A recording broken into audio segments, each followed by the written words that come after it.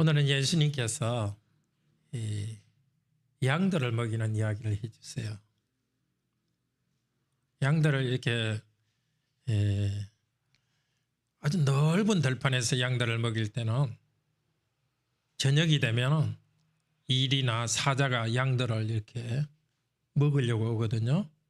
그러니까 들판에 돌을 가지고 이렇게 쫙 담을 쌓아놔요. 그래서 그런 맹수들이 들어오지 못하도록 돌을 쌓아놨는데 그걸 양들이 살도록 한 걸 뭐라 그러죠? 뭐라 그러죠? 우리, 양우리. 거기 들어와 있으면 아주 위험하지 않고 아주 안전해요. 그 양의 목자는 항상 양들을 딱 데리고 그 우리 안으로 들어오는데 우리 안에 문이 몇 개가 있을까요? 몇 개? 하나. 왜냐하면 두 개면은 여기 목자가 여기 있는데 양들이 다른 쪽으로 도망갈 수도 있고 데리고 나갈 때도 다른 데로 갈 수 있기 때문에 문은 딱 하나예요. 도둑들은 담을 뛰어넘어가지고 이 양들을 훔쳐가요. 양의 목자는 양들을 싹 데리고 그 안에 우리 안에 들어와서 쉬게 해요. 그리고 낮이 되면은 양들을 가자 하고 데리고 나가서 좋은 풀밭으로 데려가서 먹게 하고 물도 먹여요. 그런데 신기한 거는 목자가 양들을 데리고 갈 때 양 한 마리 한 마리마다 이름을 붙여준대요. 그 이름을 부르면 따라 나온대요. 예수님께서 이렇게 말씀하셨는데 실제로 30년 전에 죽은 어떤 성경을 많이 연구한 분이 있어요. 브루스라는 분인데 그분이 어릴 때 그렇게 봤대요. 자기 동네에서 보니까 그 목자가 양 한 마리 한 마리 이름을 지어주고 양을 부르니까 이렇게 따라오더래요. 요즘 집에서 애완견 키우는 사람들 주인이 말하면 주인 목소리 알아듣잖아요. 그것처럼. 근데 이 양들은 자기 주인이 부르지 않으면 따라가지 않고 도망간다고 예수님이 이 비유에서 말했어요. 그것도 실제로 그렇대요. 지금 이스라엘 지역에 이렇게 가보면 그렇답니다. 그러니까 양의 목자가 아닌 사람이 목자의 옷을 딱 입고서 목자처럼 그 양 이름을 부르니까 양이 알고서 도망을 간대요. 그러니까 양은 항상 자기 주인 목소리를 딱 알고 또 주인은 양한테 목소리를 딱 들려줘요. 예? 예. 그래서 양은 항상 주인 목소리, 목자 목소리 듣고 들어가서 안전하게 보호받고 또 주인 목소리, 목자 목소리 듣고 뒤를 따라가 가지고 꼴을 먹고 아주 건강하게 자라요. 이 비유는 예수님이 우리에게 뭔가 가르쳐 주려고 했어요. 여기 목자는 누구고 양들은 누굴까요? 목자는 예수님이고 양은 우리예요. 예, 맞아요. 예수님 안으로 딱 들어가면 예수님이 든든한 이렇게 우리처럼 나쁜 것들이 동물들이 같이 나쁜 생각이나 마귀가 우리를 공격하지 못하도록 딱 보호해 주고 계세요. 힘든 일이 있어도 예수님이 보호해 주세요. 그리고 예수님이 우리를 딱딱 불러요. 하나님 말씀 듣고 그대로 따라하면은 시키는 대로 하고 예수님 따라가면은 우리한테 풍성한 생명을 줍니다. 어떻게 살아가야 될지도 알고 기쁨도 있고 그러니까 또 내가 열심히 노력해서 뭔가 필요한 것도 돈도 벌 수 있고 제일 중요한 것은 예수님이 우리에게 말씀을 통해서 이렇게 살아라 하며 우리를 인도해 줍니다. 자, 오늘 말씀 들으면서 예수님께서 그때 하신 말씀 우리가 다 양들이니까 다시 예수님 말씀 듣고 예수님이 주시는 보호받고요. 예수님이 따라오느라 할 때 예수님 따라가도록 합시다. 앉아서 계속 말씀을 들읍시다.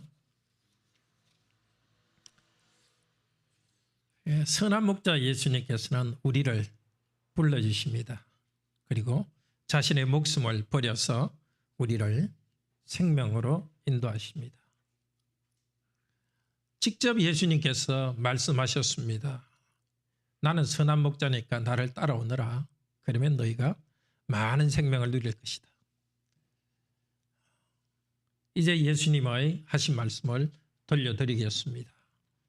첫째로는 예수님은 자신이 양의 문이며 목자라고 말씀하십니다. 그 양들을 불러서 생명으로 인도하십니다. 10절까지 이야기하고요. 그리고 예수님은 구체적으로 선한 목자라고 이야기합니다. 선한 목자는 양들에게 생명을 주기 위해서 목숨을 버리는 분이라고 말합니다. 마지막으로 우리 선한 목자가 우리를 인도하시는 것은 어떻게 인도하는지, 어떻게 하면 우리가 받을지를 들읍시다. 오늘 예수님께서 하신 이야기는 10장이죠. 9장에 이어서 나옵니다. 9장의 이야기는 이런 겁니다. 태어날 때부터 그 눈을 보지 못하는, 앞을 보지 못하는 시각장애인이 있었습니다. 예수님께서 안식일에 이 사람의 병을 고쳐주었습니다. 그리고 떠나셨습니다. 그러니까 바리새인들, 유대인들이 안식일에 병 고치는 일을 하다니 하면서 이 사람한테 물었어요. 도대체 당신을 고쳐준 그 사람이 누구냐? 죄인이다. 안식일에 일을 했으니까. 그러니까 눈을 뜨게 된 사람이 말합니다. 우리 하나님께서 어떻게 죄인의 말을 들어가지고 이런 기적을 일으켰느냐? 그 사람은 죄인이 아니다. 그 사람은 예수인데 선지자다. 이렇게 말하니까 바리새인들이 너가 소경이었다가 우리를 가르친단 말이냐 하며 출교해 버렸습니다.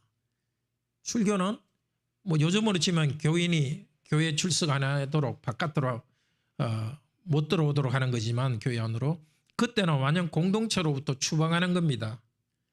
그래서 눈이 멀 때는 앉아서 구걸을 하면서 먹고 살기라도 했는데 이제는 눈은 뜨게 됐는데 먹고 살 길이 없어져 버렸고 사람들로부터 쫓겨났습니다. 그때 예수님께서 이 사람을 다시 찾아오셨습니다. 찾아오셔서 내가 메시아다 이렇게 하니까 이 사람은 예수님께 경배하고 예수님을 믿었습니다. 눈도 뜨게 되었고 예수님을 만나서 구원을 받게 되었습니다. 바리새인들이 그 말을 듣고 옆에 있다가 우리는 눈이 멀었단 말이냐 하니까 예수님께서 그래 너희들은 눈이 멀었다 이렇게 너희들은 눈을 뜨고 있다고 말하니까 너희 죄가 그대로 있다고 말합니다. 자, 그 바리새인들은 말하자면 이리와 같은 그 양의 우리에 담을 뛰어넘는 도둑과 같은 사람이라는 겁니다. 양들을 제대로 돌보지 않고 양들을 훔쳐가 가지고 자기 이익을 위해서 살고 양들을 돌보지 않는 사람입니다. 예수님은 정말 양들을 돌보는 참된 목자라고 말씀하십니다. 근데 이 말을 듣고 사람들은 이해하지 못했습니다. 그래서 예수님께서 7절부터 해설하십니다. 내가 바로 양들의 문이다. 오늘 우리 성경에는 양 이렇게 되어 있지만 원래 성경에는 모두가 양들로 되어 있습니다. 왜 그랬는지 한번 생각해 보세요. 전부 양들이라고 말합니다. 자, 나보다 먼저 온 자들은 다 일이고 강도다. 자, 들판에 이게 돌을 쌓아가지고 양의 우리를 만들어 두고서요. 목자가 아침에 제일 먼저 하는 것은 양들을 찾아가는 일입니다. 근데 목자가 찾아갈 때보다 더 먼저 온 사람은 도둑질을 하러 온 사람입니다. 그래서 그 사람, 양들은 그 사람들의 말을 듣고 따라가지 않습니다. 말하자면 예수님하고 비슷한 소리를 내어도 예수님 아닌 사람이 오면은 양들은 따라가지 않습니다. 오늘도 참 성도는 예수님 아닌 다른 소리에다가 인생을 맡기지 않습니다. 예수님께서 9절에 말합니다. 나 자신이 그 문이다. 7절에도 나 자신이 그 문이다. 어때요? 문을 통해서 들어오면 구원을 받는다. 구원은 여러 가지 뜻이 있는데요. 어떤 위험에서 벗어난다는 뜻도 있고, 원래 구원은 승리라는 뜻입니다. 승리, 힘, 보호, 위험에서 벗어나는 것, 그걸 다 구원이라고 합니다. 어떤 사람들은 돈이 많으면, 돈을 통해서 쏙 들어가면 마치 구원받았듯이 뭔가 든든한 보호가 될 걸로 생각합니다. 많이 배우면, 배움의 문을 통해서 쏙 들어가면 그 안에 큰 행복이 있을 걸로 생각하기도 합니다. 아주 잘생긴 사람과 돈 많은 직업 좋은 사람과 데이트해가지고 결혼 잘하면 그 안에 들어가면 천국과 같이 좋은 것이 있을 걸로 생각하기도 합니다. 너무 시키는 대로 하지 말고 내 마음속에 내면의 소리를 들어라. 편하게 내 느낌대로 할 때 내게 편하고 해방감이 있을 거다. 그렇게 말하기도 합니다. 어떤 문학가는 문화가 나의 구원이다 이렇게 말하기도 합니다. 정말 그런 것이 구원이 되고 든든한 안정이 됩니까? 내가 인생의 위기 가운데 흔들리고 도대체 어떻게 해야 될지 모를 때에 돈이나 직업이나 문학적인 경험이나 내 내면의 어떤 생각이 든든합니까? 오직 예수님을 믿고 예수님 안에 들어올 때에 그 안에 든든한 구원이 있습니다. 죄로부터 우선 벗어납니다. 죄의 문제를 우리 스스로 해결할 수 없습니다. 예수님을 믿을 때 죄 용서받고 죄로부터 벗어납니다. 예수님을 믿을 때 죄에 대한 심판의 두려움으로부터 벗어납니다. 죄를 이기고 구원받은 백성으로 살아갑니다. 특별히 오늘 이야기하고 있는 것은 바로 날 때부터 소경이 되었다가 눈을 뜬 이 사람. 날 때부터 소경이라서 참 비참했던 사람.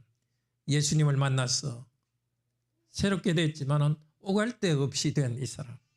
예수님께서는 내가 너에게 구원이다. 양들의 성벽과 같이, 양들의 우리의 돌벽과 같이 너를 지켜주는 존재다고 말씀합니다. 이 사람이 예수님과 관계가 어떻게 되는지 모르지만 분명히 예수님을 따라가면서 영적인 안정 가운데 살아갔을 것입니다. 우리도 마찬가지입니다. 예수님은 나의 주님이라고 고백하면서 예수님 안에 들어와 있는 성도님 여러분, 예수님의 우리라고 할 수 있는, 양의 우리라 할 수 있는 교회에 와서 말씀을 듣고 있는 성도 여러분, 잘 모르시죠? 여러분의 삶이 어떤지. 예수님의 말씀을 들으십시오. 나를 통해서 들어온 사람은 구원을 얻고 있다. 계속해서 구원을 얻고 있습니다. 계속해서 여러분은 죄 용서를 받고 있고 계속해서 예수님 안에서 보호받고 있습니다. 어려운 일이 있으시죠? 어떻게 해야 될지 막막하시죠? 그렇지만 예수님께서는 말씀하십니다.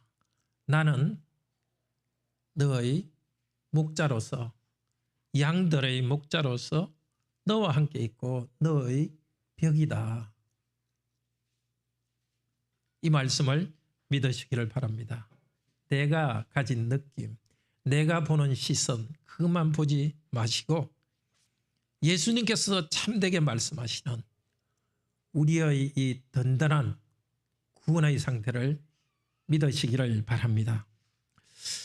예수님께서는 또 9절에서 말씀하십니다. 구원을 받고 또 들어가고 나오며 꼴을 얻으리라. 우리를 보호하시는 예수님께서는 보호하고 끝나지 않습니다. 꼴을 얻도록 먹을 양식을 주십니다. 보호하신다면 자 나가자, 먹으러 가자 하면서 우리를 이끌고 가십니다. 목자가 양 한 마리 한 마리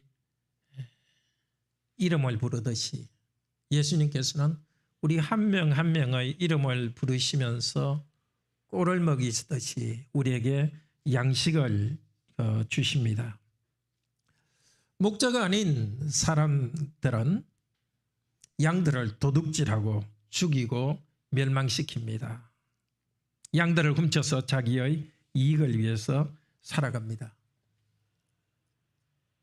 그런 목자들과 다릅니다. 예수님께서는 자신의 생명을 우리에게, 자신의 목숨을 통해 우리에게 생명을 주십니다. 10절에서 말씀하십니다. 내가 온 것은 양들로 생명을 얻게 하고 더 풍성히 얻게 하려 함이라. 사람에게는 세 가지 생명이 있습니다. 육체적 생명이 있습니다. 두 번째는 정서적이고 정신적인 생명이 있습니다. 세 번째는 영적인 생명이 있습니다. 영적인 생명은 바로 하나님과의 관계에서 오는 생명, 안정감이고 또 하나님과의 관계에서 내가 어떻게 살아갈 수 있는 삶의 방향을 받는 것이고, 하나님과의 관계에서 생명의 기운이 넘칩니다. 다르게 말해서 생명의 영이신 성령님께서 함께 하시면서 생명을 주십니다. 예수님께서는 성령님, 생명이신 성령님을 우리에게 주셔서 성령님 안에서 우리가 살아갈 수 있는 기운, 생명의 기운을 더 풍성히 누리도록 하시기 위해서 오셨습니다. 더 큰 사랑, 하나님의 사랑을 받고 더 큰 기쁨이 넘치고 마음의 평화를 누리도록 하셨습니다. 어떻게 할 때? 예수님이 우리를 부를 때에 그 음성을 듣고 따라 나갈 때에 이 복이 있습니다. 예수님의 음성을 듣고 우리 성도님들은 따라 나왔습니다. 물론 예수님을 따라갈 때 내가 좀 부족하다고 느끼실 때도 있을 것입니다.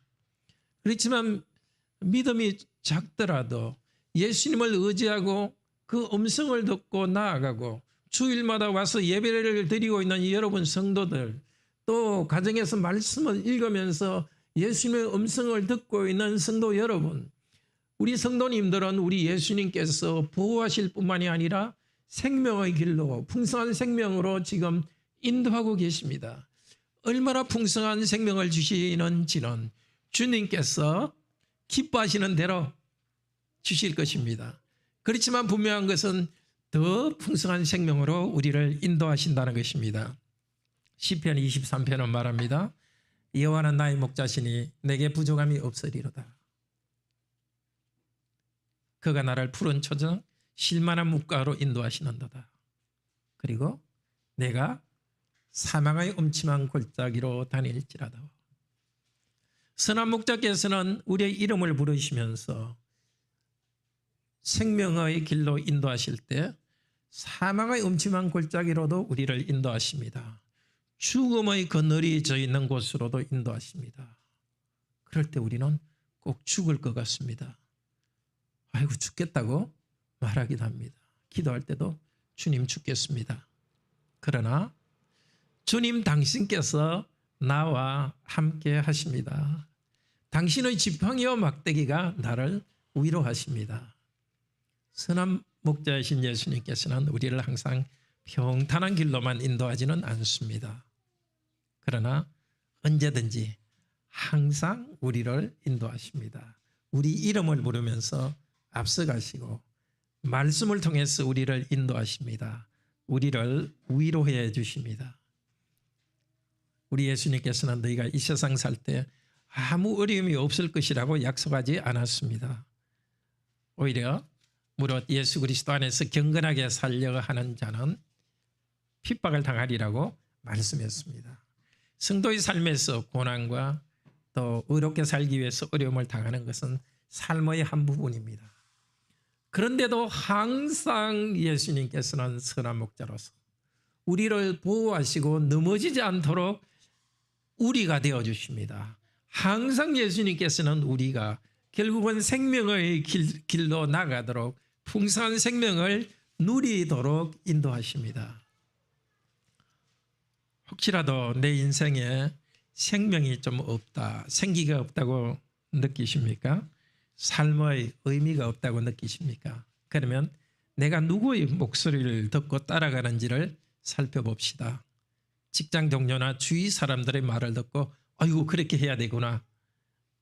그것이 마치 절대적인 양 따라가고 있습니까? 아니면 인생은 즐거워야 되는데 그 즐거움을 위해 가지고 그냥 그것이 가장 큰 게 돼 가지고 즐거움이 마치 목자처럼 나를 이끌고 가지는 않습니까?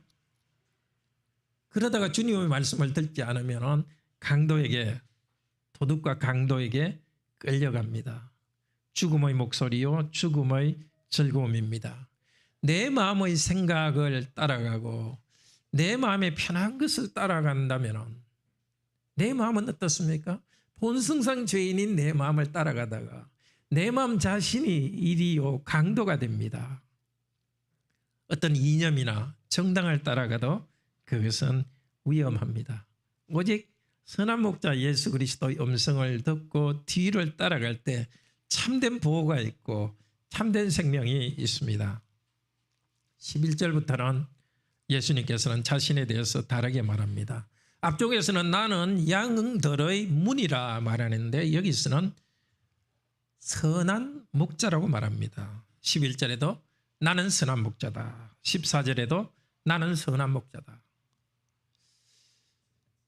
앞쪽에서 목자는 양들을 잘 인도하는 분이라고 말했는데 여기 선한 목자는 그 목자, 양들을 생명으로 인도하는 그 목자가 도대체 어떻게 선한 목자가 되는가? 바로 자기의 목숨을 버려서 양들에게 생명을 주는 선한 목자라는 것입니다.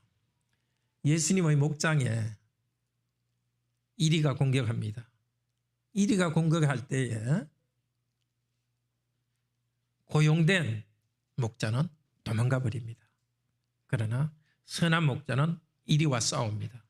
그런데 보통 좋은 목자라 하더라도 이리와 싸우다가 자기 목숨을 내버리지는 않습니다.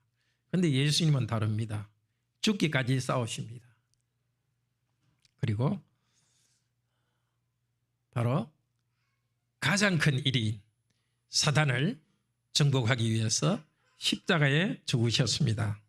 히브리서 2장 14절 15절은 말합니다. 죽음의 세력 잡은 자 마귀를 예수님의 죽음을 통해서 멸망시켰습니다. 영적 세계에 있는 일이라서 우리는 다 알 수 없습니다. 그러나 성령께서 분명히 말씀하십니다. 예수님의 십자가의 죽음은 죽음의 세력을 잡은 가장 큰 일인 마귀를 멸망시키고 또 마귀를 굴복시켰습니다. 왜 그러느냐? 우리들은 모두가 죽음에 대한 두려움 가운데 살아갑니다. 제일 두려운 게 뭡니까? 병 걸려도 병보다는 죽을까 두려워합니다. 그런데 죽음에 대한 두려움 때문에 또 하나 우리는 그 두려움의 노예가 될 뿐 아니라 또 하나 죄의 노예가 됩니다. 죽지 않으려고 행복하게 살려고 죄를 짓습니다. 이 죽음에 대한 두려움 때문에 죄악과 사단의 노예가 되어 있는 우리들에게 예수님께서 죽음을 통하여서 사단을 정복하시고 죽음을 이기고 일어나심으로써 이제 우리를 사단의 세계에 끌려가지 않고 두려움에 끌려가지 않고 죄에 끌려가지 않고 예수님을 따르는 생명의 길로 가게 하셨습니다. 그런데 예수님의 교회인 또 예수님의 목장인 이 교회 안에 우리들 안에 이리 같은 것이 공격합니다. 여러 가지 이리가 있겠죠. 정말 우리를 아무 이유가 없는데도 우리를 공격하는 자들, 잘못된 그 가르침으로 우리를 흔드는 자들, 유혹하는 이단들, 그 가운데 우리는 불안할 수 있습니다. 아니 불안합니다.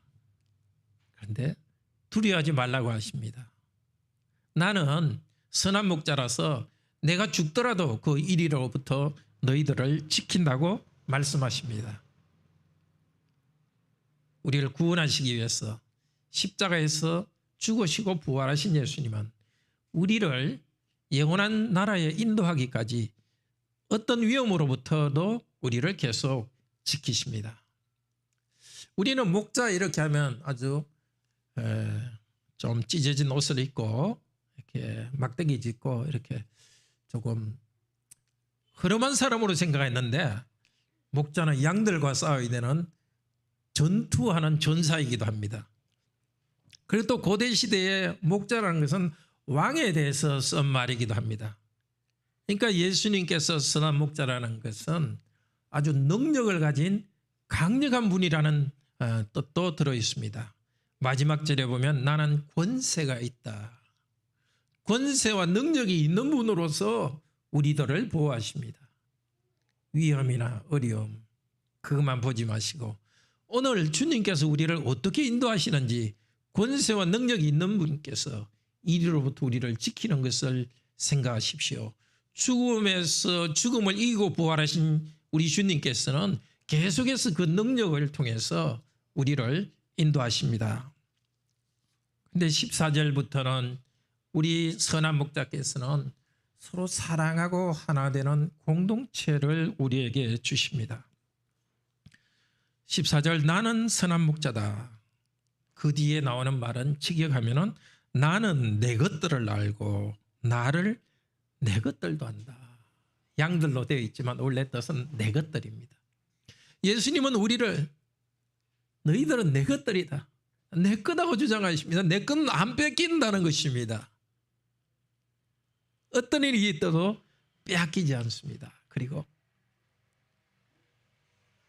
우리는 예수님의 것이기 때문에 우리는 예수님을 알고 예수님도 우리를 아십니다. 아니 먼저 예수님께서 우리를 아시고 자신의 목소리를 들려주셨습니다. 복음 말씀을 통해서 예수님은 십자가에 죽으시고 부활하셨다는 것을 가르쳐 주시고 성령님을 통해서 성경을 통해서 예수님 자신이 어떤 분인지 가르쳐 주셨습니다. 우리는 예수님을 압니다. 근데 성경에서 안다는 것은 부부가 침실해서 깊게 사랑하는 데 쓴 말입니다. 그만큼 가까운 것입니다. 예수님이 그만큼 우리를 가까이 사랑하시고 그 때문에 우리도 예수님을 사랑합니다.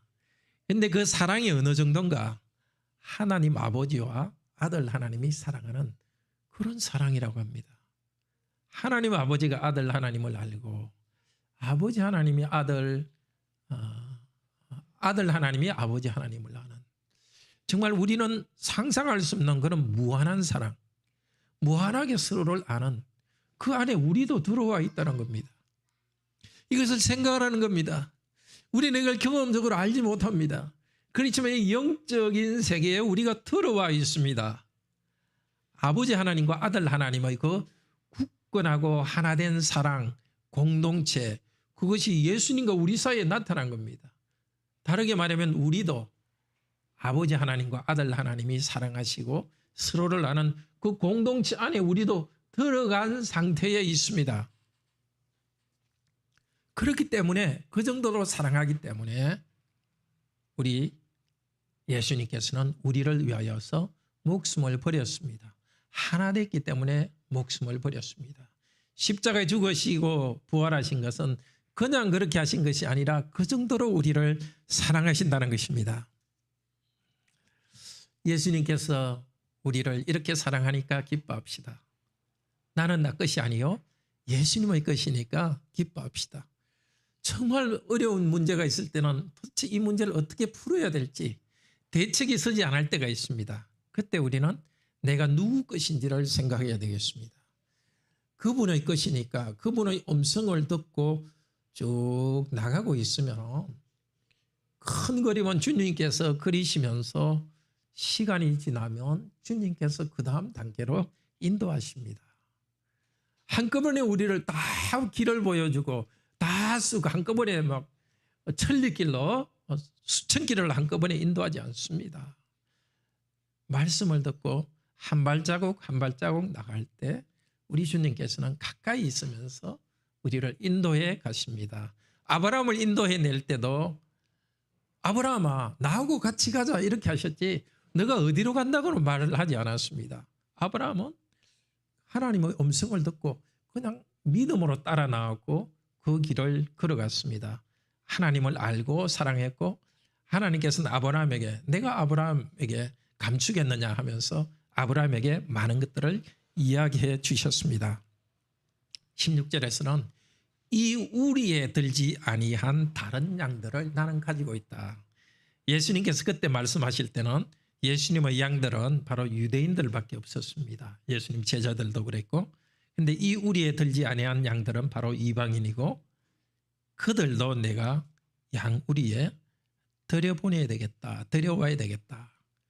예수님은 제자들을 보내셔서 온 세계에 복음을 전하시면서 양 우리 밖에 있는 예수님의 양들을 모아드렸습니다. 그래서 여기 대한민국에 있는 우리들도 예수님의 양들이었는데 이제 그 우리 안에 들어와서 보호를 받고 있습니다. 지금도 이 대한민국에도 예수님의 양인데 예수님의 양 우리인 교회에 들어가지 않는 양들이 있습니다. 어떻게 해야 되겠습니까? 우리는 그 양들을 찾아러 가야 됩니다. 그게 전도입니다.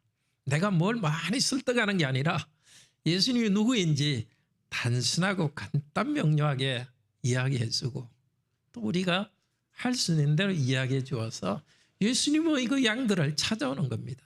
또 우리의 삶을 통해서 예수님의 양들에게 사인을 보여주는 겁니다. 예수님의 양들인 우리의 삶을 통해서 같은 예수님의 양들이라면 우리의 삶을 보고 우리에게 끌려올 것입니다. 공동체를 만들어주신 우리 선한 목자에게 감사합시다. 하나님 아버지와 우리 아들 하나님의 이 공동체 안에 우리도 들어가게 하시고 우리가 하나의 양무리로 여기 있지만 또 다른 우리 양들을 불러주시고 뿐만 아니라 다른 교회에 있는 그런 다른 교회들도 다 하나의 양무리로 만들어주신 하나님께 감사합시다. 17절 18절에서는 아버지의 명령에 기쁘게 순종하여서 이 생명을 내려놓고 얻는다고 말합니다. 우리 예수님께서 우리를 위해서 생명을 내려놓는 것은 자발적으로 하신 것입니다. 내려놓을 권세도 있고 얻을 권세도 있는 하나님이십니다. 그런데 마지막 부분은 하나님의 명령에 따라서 아버지의 명령에 따라서 했다고 합니다. 보통 명령하고 자발적으로 하는 것은 반대로 생각하지 않습니까? 특히 청소년 여러분들 그렇죠? 엄마 아빠가 명령하면 그거는 억지로 시킨다 생각하죠. 이 두 개가 다른 걸로 생각하는데 예수님은 안 그랬습니다. 하나님 아버지가 명령했는데 예수님은 그걸 자발적으로 기쁘게 했습니다. 원래 그런 겁니다. 알겠죠? 예수님도 알아가면 그렇습니다. 명령인데 그게 좋은 거예요. 하나님이 기뻐하시는 그게 나도 기뻐하는 겁니다. 하나님 아버지의 뜻과 예수님의 뜻이 의기투합해서 명령이 나의 기쁜 뜻이 되어서 그렇게 순종했습니다. 예수님은 권세가 있는 분이지만 하나님 아버지께 순종하여서 우리를 구원하는 일을 기쁘게 하셨습니다. 그래서 하나님께서 아버지께서 예수님을 사랑합니다. 예수님께서도 우리에게 따라오라고 명령합니다. 그런데 그 명령을 따르는 것은 기쁜 일입니다. 우리는 자발적으로 순종합니다. 왜냐? 예수님 명령을 따라서 따라가면 예수님 믿을 때 보호해 주시니까 따라오너라 할 때 따라가면 풍성한 생명으로 인도해 주시기를 바랍니다. 그러면 우리 선한 목자께서 양들인 우리를 인도하는 구체적인 방법이 뭔가? 또 우리로서는 어떻게 선한 목자의 인도를 받을 것인지를 마지막으로 생각해 봅시다. 첫째는 교회입니다. 이 성경 원래 헬라 신약 성경에는 양들로 모두가 되어 있습니다. 모두가 양들로 되어 있습니다. 우리는 개인으로 양이지만 양들의 한 사람으로서 아니면 양무리에 속한 양입니다. 목자가 양을 먹일 때 양 혼자 있는 경우가 없습니다. 글쎄요, 너무 가난해가지고 이렇게 뭐 파산한 목자라면 뭐 양 한 마리 가지고 있을지 모르지만 그런 경우는 없습니다.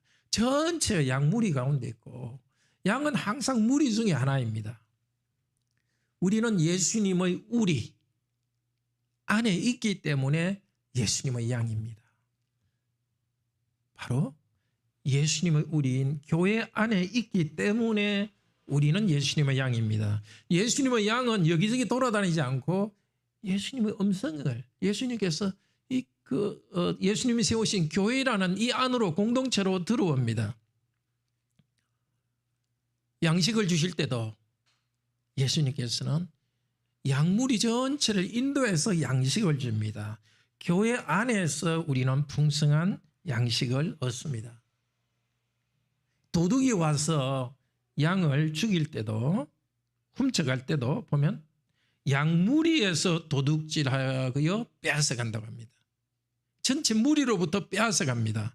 이리가 양을 해칠 때도 양들로부터 떠나게 합니다. 그러니까 교회로부터 이렇게 교회로부터 이렇게 나가게 되는 것은 바로 양들, 그 도둑과 이리에게 찢기는 것입니다.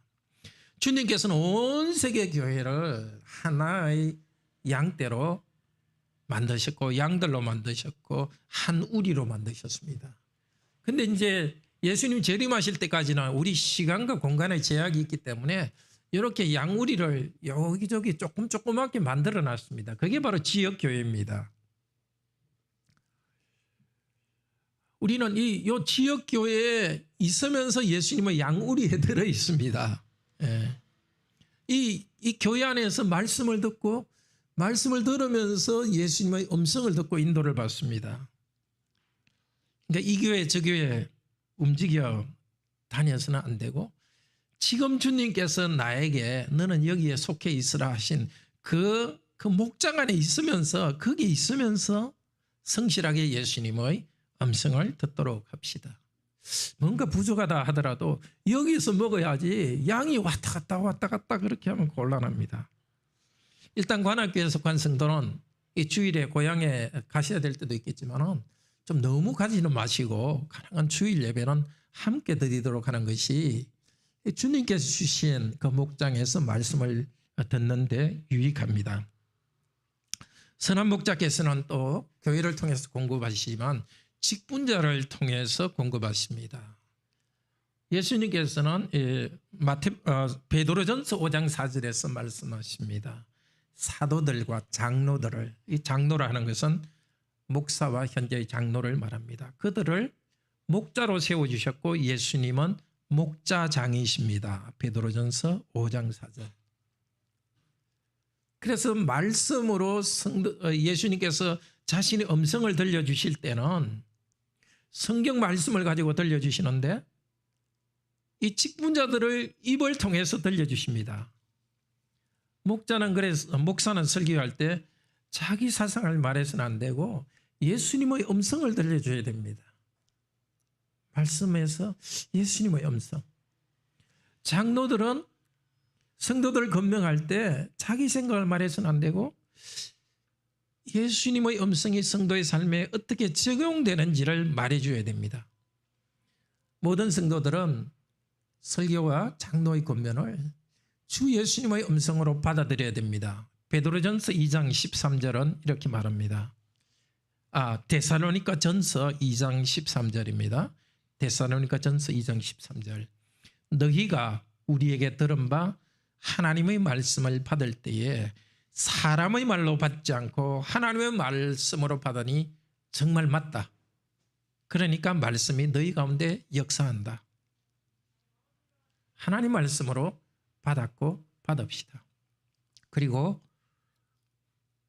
장로님의 권면도 목사님의 권면보다 낮게 생각해서는 안 되고 주님의 음성으로 신중하게 듣기를 바랍니다.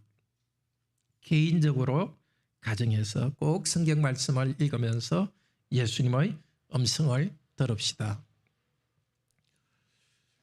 말씀과 설교 말씀과 또 개인 경건의 시간은 우리의 삶을 향한 일반적인 주님의 음성입니다. 그런데 구체적으로 내 삶에 적용되는 예수님의 음성을 들으려면 기도해야 됩니다. 구체적으로 이 말씀이 뭔지를 알기 위해서 기도해야 됩니다. 예배 중에 설교를 듣고 또 개인 성경 읽고 그렇지만 기도하면서 주님의 뜻이 무엇인지 주님 말씀을 듣고 나도 이해하면서 깨달아가기를 바랍니다. 주님께서는 우리를 애 취급하지 않습니다. 만약에 애라면 무슨 문제 있으면 야 체크리스트 이거 해라 저거 해라 하지만 크면 그렇게 안 하죠. 알아서 하니까 계속 체크리스트 해요. 네, 그렇죠. 알아서 하니까 우리에게는 체크리스트 하듯이 안 하고 말씀을 전해주고 우리가 하나님 형상이니까 계속 생각하고 또 주님의 뜻을 간구하고 들으면서 판단하도록 하십니다. 목자께서 우리를 인도하실 때는 가라 하고 모든 걸 바로 안 정해주고 인도하시면서 구체적으로 갈 길을 우리가 같이 기도 가운데 고민하며 성령님을 통해서 깨닫게 하십니다. 목자께서 우리를 인도하시는 것은 말씀과 기도입니다. 세 번째로 더 중요한 것은 직분자와 교회를 통해서 말씀과 기도를 통해서 인도할 때 지금 이 땅에서 성령께서 구체적으로 목자이십니다. 요한복음 14장 16절에서 18절 14장 16절에서 18절은 이렇게 말합니다. 예수님께서 십자가에 돌아가시기 전날 하루 전날 말씀하셨습니다. 내가 하늘로 승천한 다음에 보혜사 성령님을 너에게 보내주겠다. 성령님이 영원토록 너희와 함께 있을 것이다. 성령께서 진리의 영이다. 즉 우리가 말씀을 듣고 말씀을 읽을 때 진리의 영이신 성령께서 그것을 깨닫게 해주십니다. 그러니까 목자의 음성을 성령님을 통해서 듣습니다. 고아와 같이 우리를 버려두지 않겠다고 했습니다. 어떻게? 성령님이 함께 계시기 때문에 교회 안에서 말씀을 듣고 목사와 장로의 지도를 받고 개인적으로 말씀을 읽을 때 반드시 성령님의 인도가 있도록 기도해야 되겠습니다. 나의 지성과 판단으로 되는 것이 아니라 영적 교제 가운데 인도하심을 받기 바랍니다.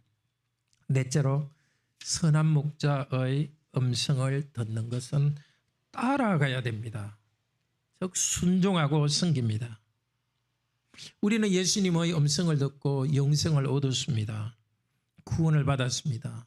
영생과 구원은 예수님을 계속 따라다닐 때 얻습니다.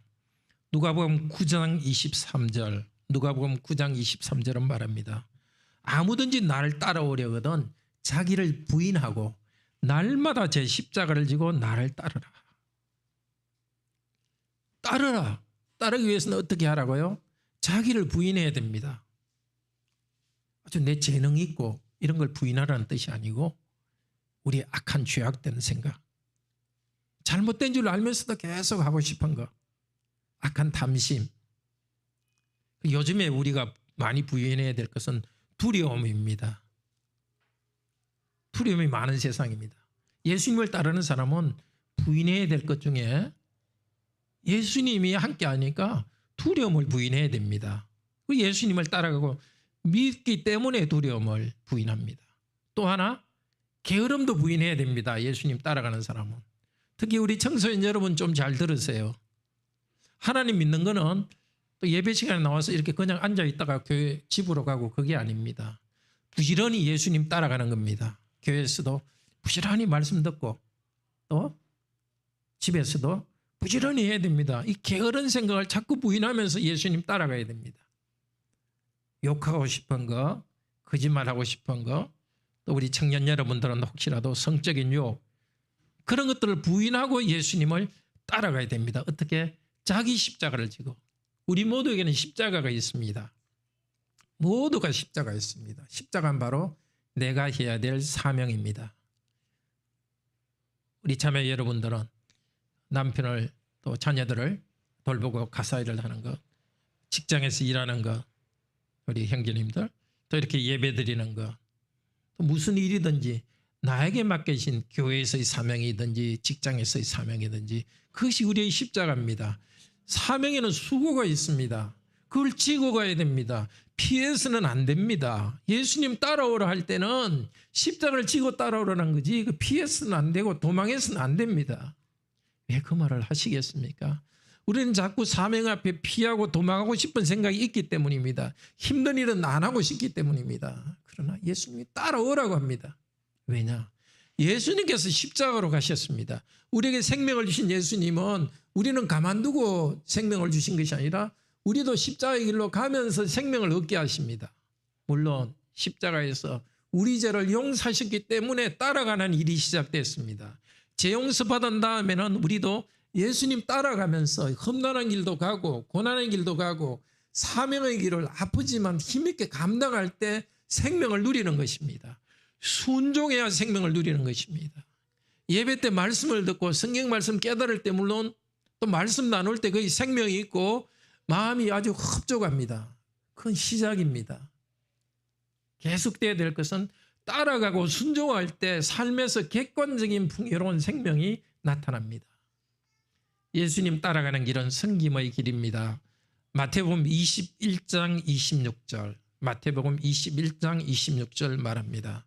내가 세상에 온 것은 섬김을 받으려 함이 아니요 도리어 섬기려 하고 자기 목숨을 많은 사람을 대속물로 주려 함이라. 예수님께서 자기의 목숨을 내려놓은 것은 섬김의 길입니다. 우리 주님도 섬기기 위해서 온 게 아닙니다. 만약에 섬김 받으려면 영원한 영광 중에 있으면 되는데 우리를 섬기려고 낮아지셨습니다. 이제 예수님을 따라가서 생명을 얻으려면 우리도 섬겨야 됩니다. 어때요? 누군가 나를 섬겨주면 기분 좋죠. 높여주면 기분 좋고 칭찬받으면 기분 좋고.